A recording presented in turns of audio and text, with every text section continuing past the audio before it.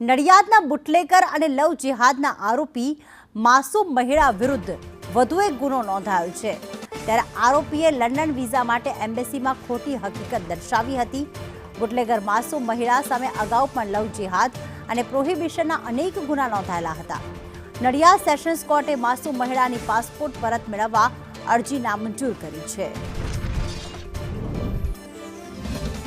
નડિયાદ પશ્ચિમ વિસ્તારનો એક કુખ્યાત બુટલેગર માસૂમ મહિલા કરીને જે છે કે જેની વિરુદ્ધની અંદર નડિયાદ પશ્ચિમમાં એક ગુનો નોંધાયેલો છે। એક હિન્દુ પરિણીતાને ખોટી રીતે છેડતી કરીને તેને ફસાવી ફોસલાવવાનો પ્રયત્ન કરેલો છે। તે ગુનામાં એ અત્યારે જેલમાં છે।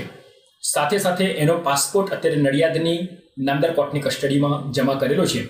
એવા સમયમાં એણે એક અરજી એવી કરી છે કે એને લંડનના વિઝા લેવા માટે એને નડિયાદની કોર્ટમાં પાસપોર્ટ પરત મેળવવા માટે એને એક અરજી કરેલી છે।